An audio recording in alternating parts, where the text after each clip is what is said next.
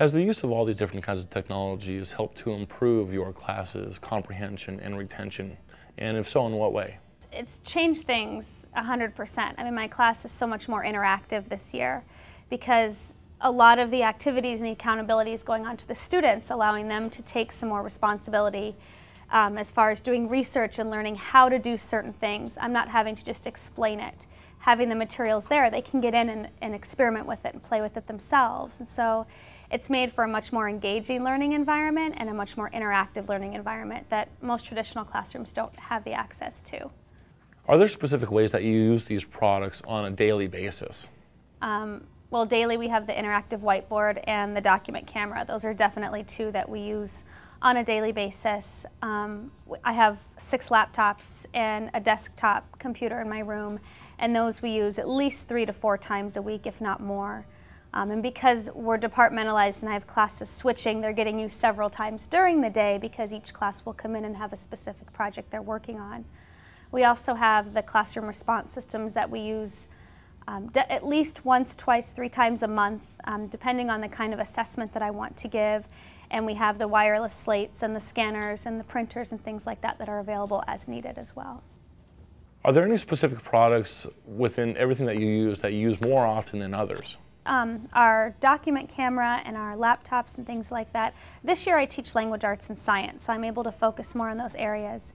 And so I'm able to really use the document camera to help with manipulatives and science experiments, and I'm able to display it for the whole entire class rather than having them all hover around the table to see what we're doing.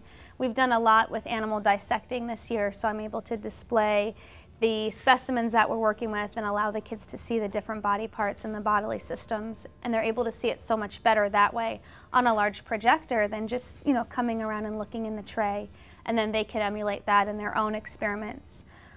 With language arts, we do a lot with reading and writing, highlighting text, working with writing samples and being able to edit and revise together, showing up picture books and then listening to the audio to go with it, so it's multimedia. It's like watching a movie but not actually having the movie, where they're still able to add their own storylines to go with it. So there's a lot of really neat ways that we've found together, not just me but with the students, on how to use these in the class.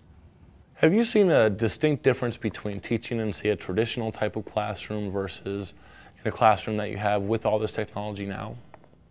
Well, definitely. I was in a more traditional classroom last year where we had a computer lab and we had a cart of laptops when some were working and some weren't, that we were able to roll into the classroom when we signed up for them.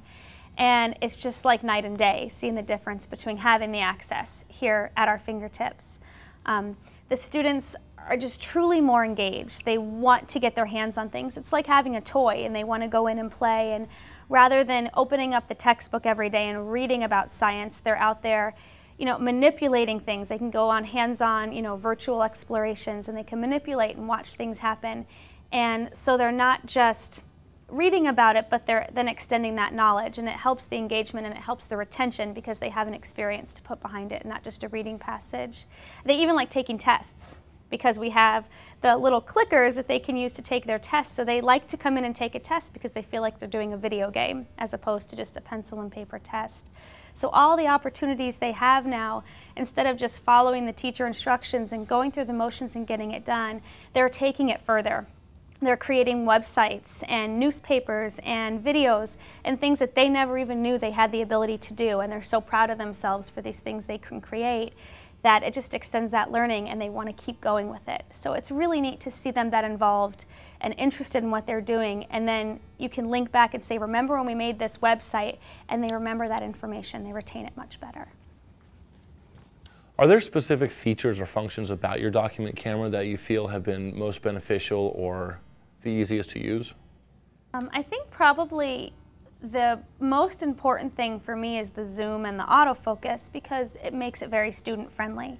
They can come up and place things under the document camera and display, and they're not having to twist something to focus it or to press all sorts of buttons. It's one touch and they can get right where they want to go. So it's very easy even for the little students, our kindergartners and our first graders, to be able to use the tools without fear that they're going to break it, and just feel confident around it, and then want more to share and to use the tools, because ultimately we want them to be for the students and not for the teachers.